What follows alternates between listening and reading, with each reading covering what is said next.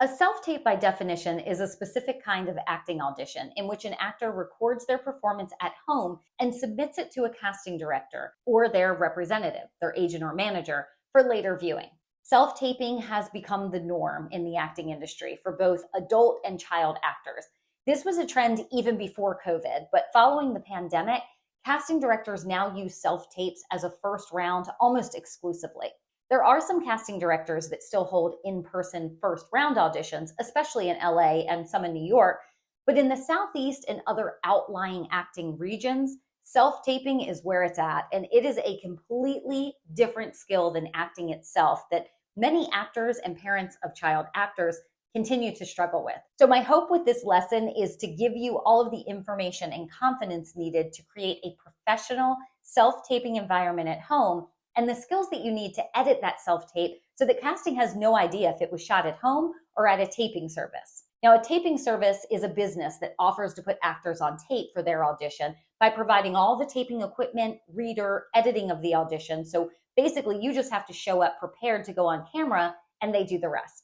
The cost is typically anywhere from $20 to $60, depending on where you live and how much time you need to record. This price can also include or be upgraded if the service includes coaching and you would like to add that on to your child's session. Now, this can be a great option for those parents who simply don't want to self-tape or don't want to be the reader for their child's audition. The benefit is that you will likely get an experienced actor as the reader at the taping service, and the setup and the equipment should be top-notch, ensuring a quality tape. You're also removing any potential stress that could occur between a parent and a child when recording an audition at home. And before we move on, it's important to note the following as you're listening to the pros and cons of taping services versus self-taping at home. It's imperative to establish a working relationship with your child and set up and communicate realistic expectations for both of you. And the biggest piece of advice I can give you regarding potential stresses that may occur when working with your child at home is to not carry over any residual tension, frustration, or disappointment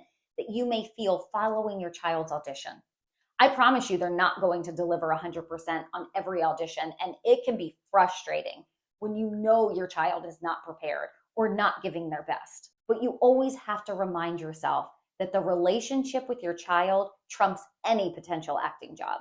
You've heard me say this throughout the entire course. There will always be another audition. So here are some of the downsides of using a taping service. It can get costly and inconvenient very quickly. Once your child has representation, or if they already do, you can expect auditions coming in at any moment with varying turnaround times. This could also be the case if you're submitting a lot on Actors Access and receiving multiple audition requests. It's not uncommon to get an audition that's due within 24 to 48 hours. So if you don't have the equipment at home and the skills to edit, you could be putting your child at a disadvantage by not being able to submit.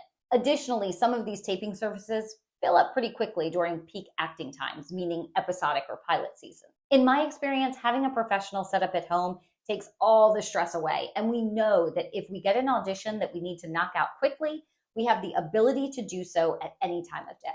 So now that you know the pros and cons of having an at-home studio, I want to walk you through my at-home setup. First, let me tell you the essentials of what you need so you can be thinking of where this studio could reside in your home. First, you need a blank wall or an area where you can hang material to create a backdrop for your child. Ideally, a 10 by 10 space gives you enough room for lighting equipment, the camera, microphone, and your child to be able to move in the space. However, we have definitely used a smaller space when we were traveling and had to use a hotel room for self-taping. A room with doors that close is best so that you don't have to ask any other family members, including any pets, to be quiet during your child's audition. Finally, the room will need to be equipped with electricity, and any other noise-making elements in the room should be turned off. So this includes a ticking clock, a noisy air conditioner or heater, a bubbling aquarium, anything that will be distracting and will take away from your child's audition. This is our self-tape setup, which is located in one of our bedrooms. It has a blank wall, doors that close, electricity, and enough room for my daughters to move around in their audition space. You'll notice that there are windows on the opposite side of the audition wall, providing natural light that we often use if recording during the day instead of our soft box lights. So let's first speak about the backdrop. Casting directors want a blank wall behind an actor's audition so they're not distracted by any other elements. The two acceptable standard industry colors are gray and blue. Typically, the gray is a soft tone and the blue is a little more royal or electric.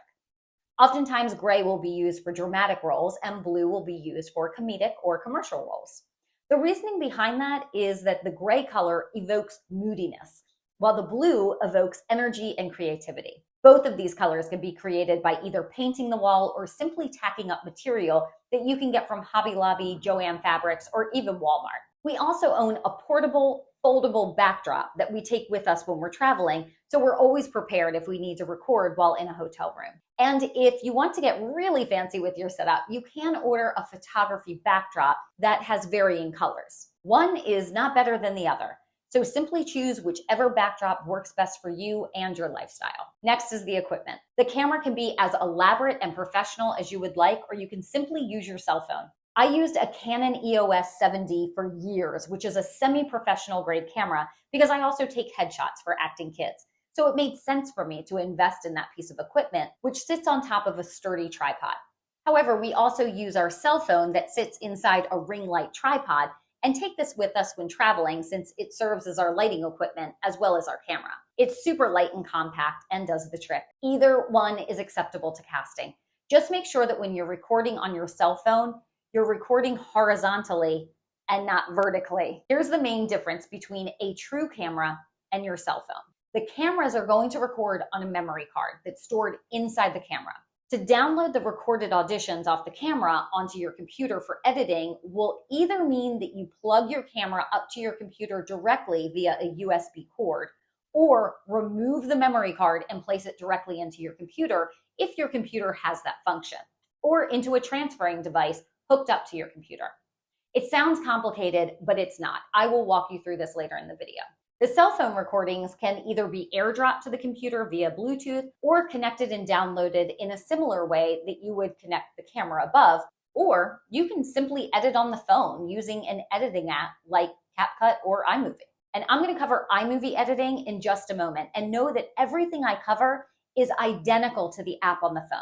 And please note that all of the equipment I'm mentioning is linked in the downloadable PDF attached to this lesson. The lighting that is best and most used for auditions is softbox lighting. And this can be found cheapest and easiest on Amazon. There's a million different vendors that you can choose from that include a number of different options, such as different light temperatures, dimmable capabilities, increased wattage, remote control options, or bundles that include backdrops.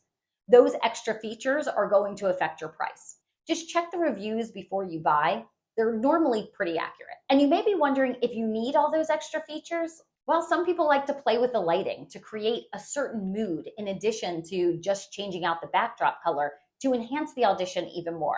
For example, you may dim the lights to create more shadows for a Stranger Things audition, or maybe cool the temperature for a horror film, or warm the temperature for a Hallmark movie. These are all personal preferences and not at all a requirement from casting.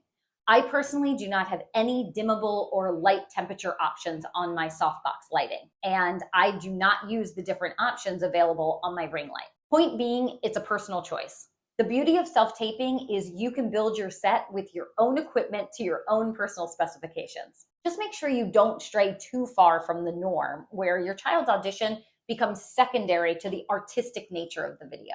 Microphones are something that not everyone uses, so let's discuss the pros and cons of different types of microphones. This is a shotgun microphone that is compatible with most EOS cameras, like my Canon 7D that I showed you earlier. You can either put this at the top of the camera or use an adapter to extend the microphone and buy an additional stand for the shotgun to sit on. This type of microphone is available from many different vendors, but Rode is a very common choice with great reviews. It's going to run you around $100 on Amazon for just the microphone. If you're planning on mounting it on an additional stand with the adapter cable to bring the microphone closer to your child, you're looking at around an additional $15 to $20 for the cable and about $25 for a mic boom stand. The advantage of bringing the mic forward towards your child is that it keeps you as the reader a little softer in the background. If you're keeping the boom mic on top of the camera, just be sure to back away from the camera so you're not closer to the microphone than your child. You can also use what's called a lavalier microphone that plugs right into the camera and then runs to your child and clips on their clothing. We used this mic for a while, but then found out that the cord was a little restrictive and would sometimes rub on clothing, hindering my daughters when they had a large physicality portion in their auditions. But others use it as their go-to. Again, personal preference. This type of microphone will run you around $70 for a quality lav mic. You can find them cheaper, but the audio quality may not be as good, meaning that you might get more static or hissing in the mic, and that can be distracting. If you're using your cell phone, there are really cool wireless microphones that now plug right into your iPhone, iPad, or Android. I got this one off of Amazon for around $25. You simply charge the lavalier clip-on mics and place the Bluetooth adapter in the bottom of your phone. Once the mics are charged, simply push the button to turn them on, clip them on your child, and you're ready to go.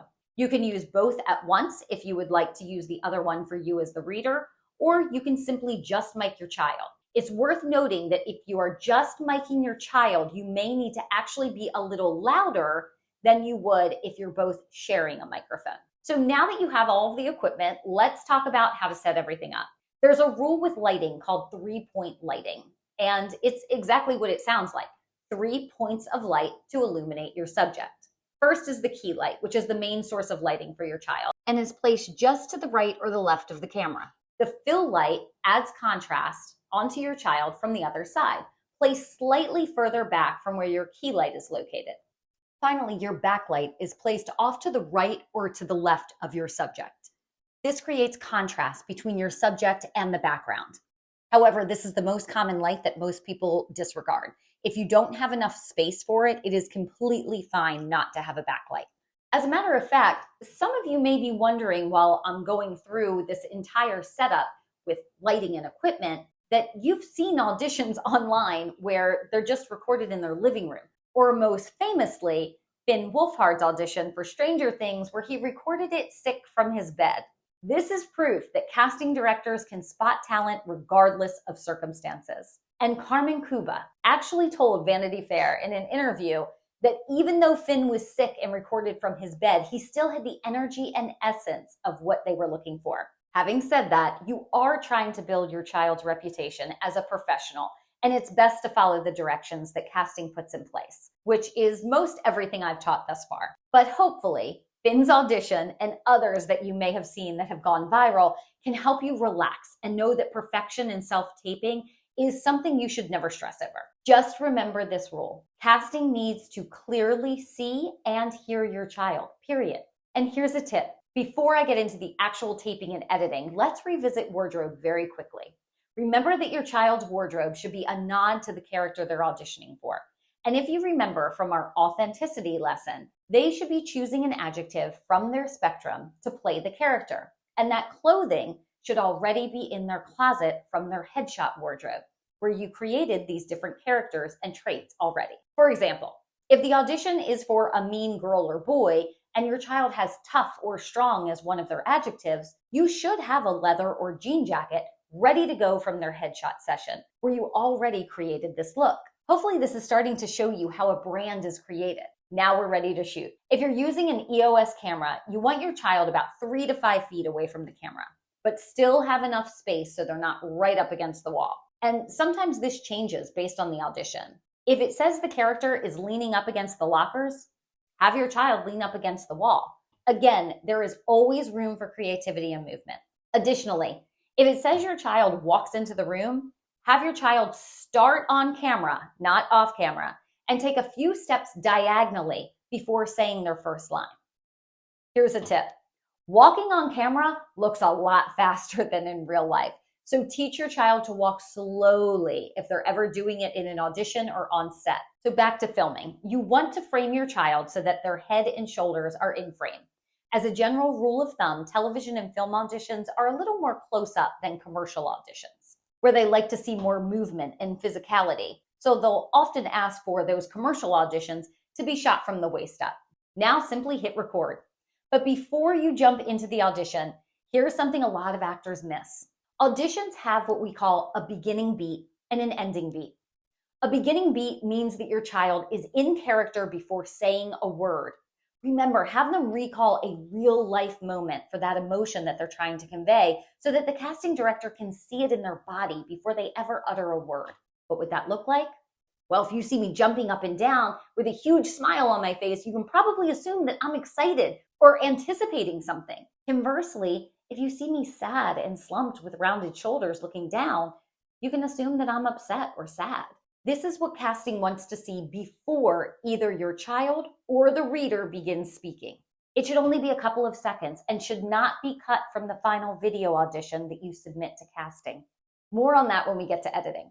The ending beat is the last emotion that your child felt in the scene continued for a couple of seconds, just like they did in the beginning. If the scene started with excitement but ended with disappointment, we should see a beginning beat of excitement and an ending beat of disappointment. Again, the ending beat should not be cut off. Here's another tip. I mentioned this briefly above, but I want to reiterate. Never start or end an audition with your child walking in or out of frame.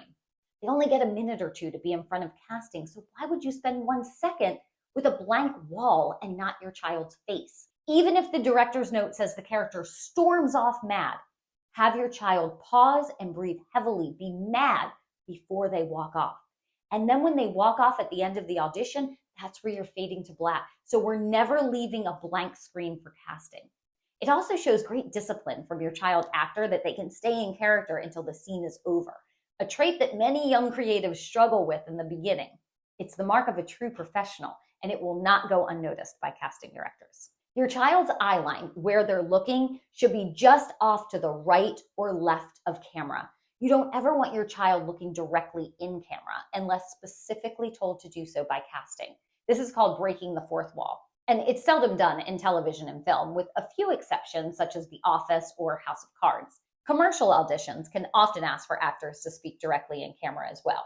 But unless specifically mentioned, always direct your child's eye line to the right or to the left of the camera to the reader. And remember, you want to stay just off to the right or the left so your child does not become a profile.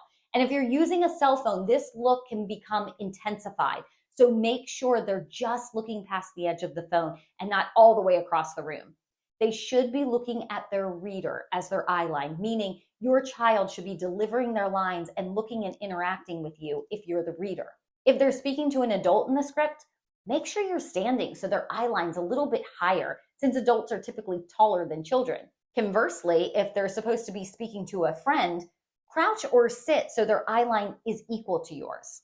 If they're supposed to be talking to someone who is shorter than them or maybe on the ground, make sure their eye line conveys that they're looking down without going to the extreme where you only see their forehead. Now, this next part is going to sound a little bit complicated, but I promise you it's not. If there are more than 2 people in the scene, meaning your child's part plus 2 more characters, it is acceptable to add an additional eye line on the opposite side of the reader, meaning now you have a mark on the wall where your child can look when the other character is speaking. And now is a good time to say that as the reader, you read all the lines in the scene that are opposite the part your child is auditioning for. There's no need to change your voice. Just simply know that you have to read all the other characters. Typically, casting will not choose a scene that has too many characters for simplicity's sake. But if there are more than 2, and oftentimes there are, I simply point my hand to the other eye line and let my daughter know that this is the other character, and that's where she should look. So here's a tip. Make sure there is an actual mark on the wall for your child to look at. It is quite evident when you're looking at nothing. Plus, it may cause your child to look in 2 different places when switching back and forth between the characters, which just looks confusing. A simple sticky note with a smiley face stuck to the wall does the trick. And of course, make sure you're adjusting the height of the sticky note based on the character. Now, standing versus sitting during an audition is something many characters often ponder. Here's my rule of thumb. Unless the scene says that the character is sitting, stand. Your body automatically has more energy when you stand. Your posture is better. You're able to move, provide natural hand gestures, project your voice more. But if the scene calls for your child's character to sit, then have them sit. And here's a tip for car scenes. Make sure you turn your child's chair at an angle so that they can appear to either be looking out the window or speaking to a passenger in the back seat. Seldom do we speak to the back of a headrest, so this provides more authenticity to the scene. It sounds small, but that slight pivot can make a difference. If there are multiple scenes, each scene should be shot in a different recording, meaning you hit record, have your child do their beginning beat, run the scene, end with their ending beat, and then stop the recording. That is one separate scene. If there's more than one scene, simply repeat the process. And remember, we're going to get to editing in just a moment. But first, let's talk about the slate.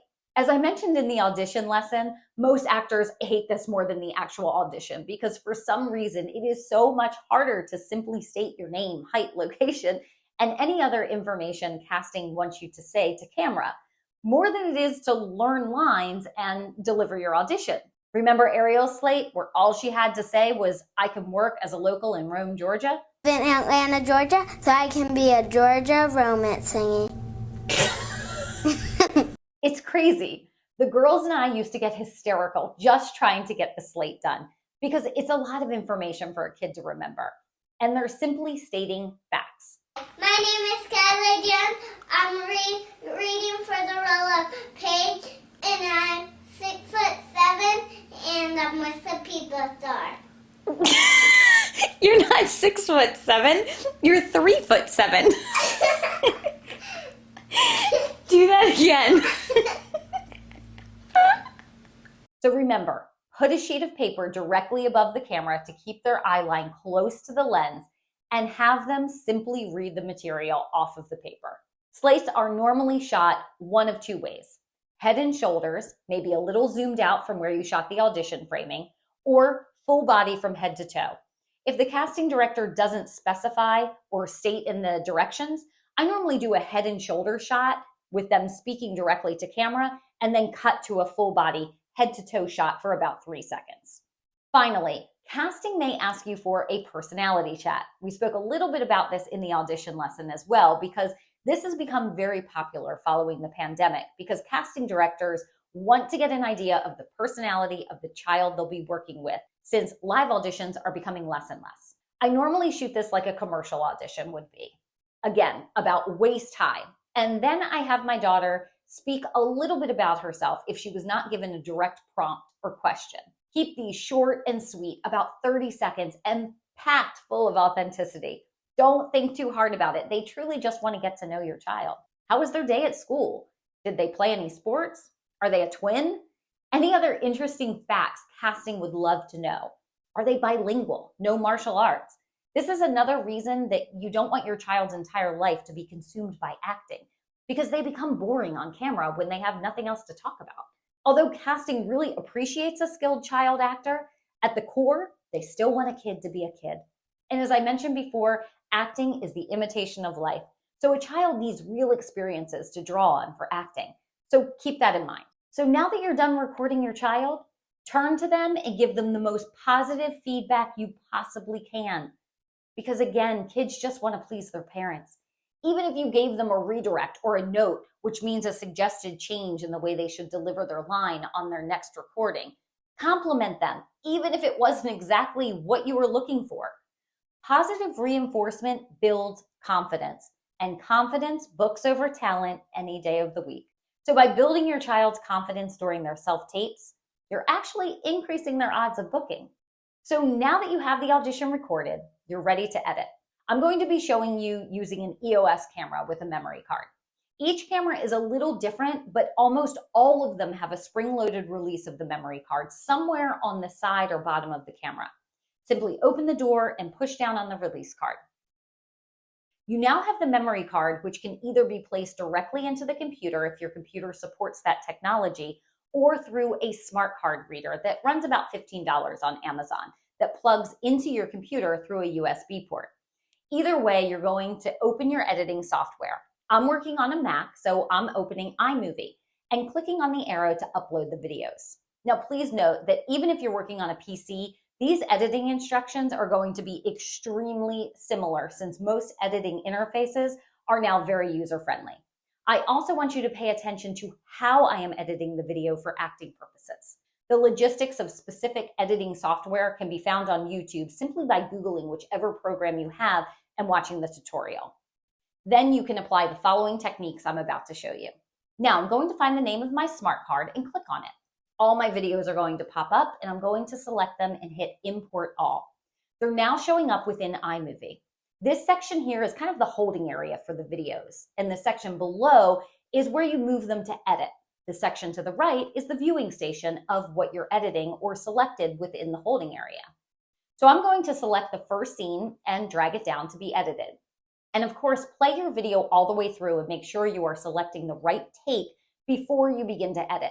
Then simply highlight the area on the front of the video and drag the mouse over to the right to edit the portion that you want to cut off. Hit the space bar to play and make sure the video is starting where you want. Remember, we want that beginning beat. Then head to the end and do the same.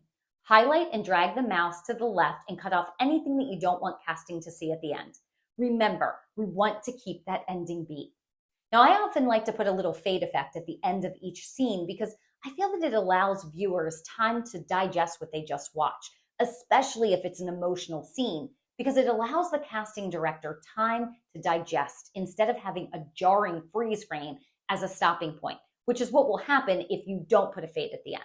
Again, this is a personal preference, but if you do want to add the effect, simply head to the top toolbar and click Transitions, find Fade to Black, and drag it down just past the video.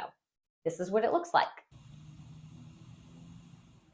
Now, if this was a one-scene audition and casting wanted the slate together, I would simply grab the slate and drag it into the editing area, following the fade effect, and continue with the same process.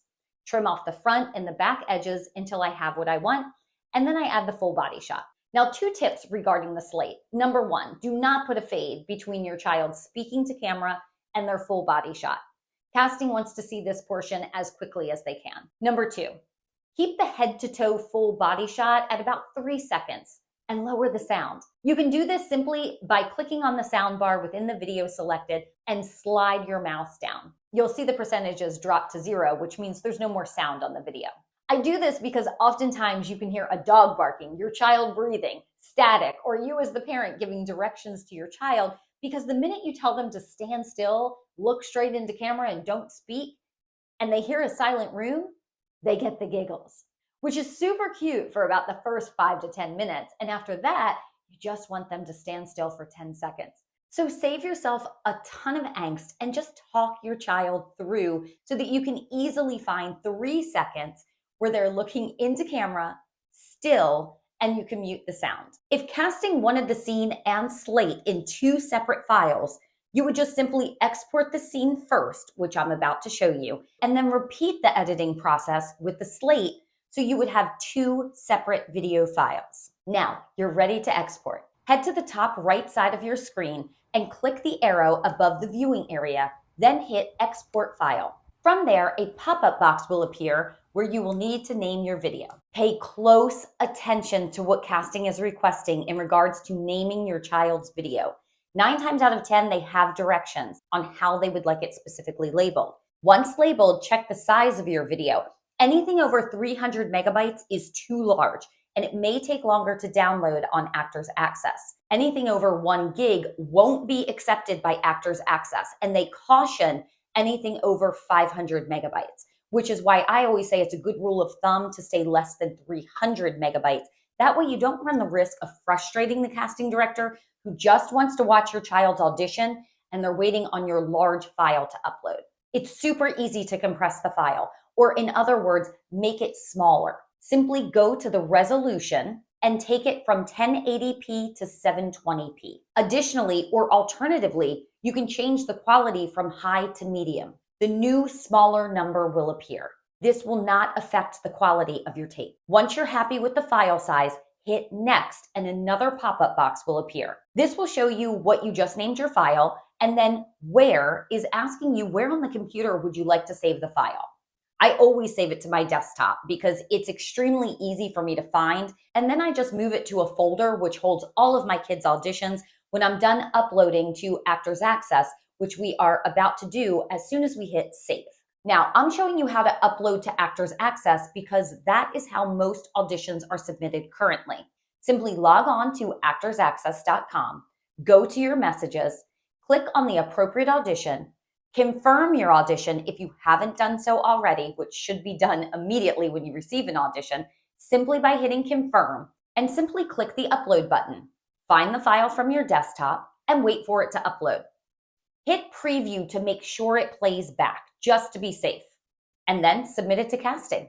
It's that simple. And here's a tip. Once you hit submit on your child's audition, forget about it.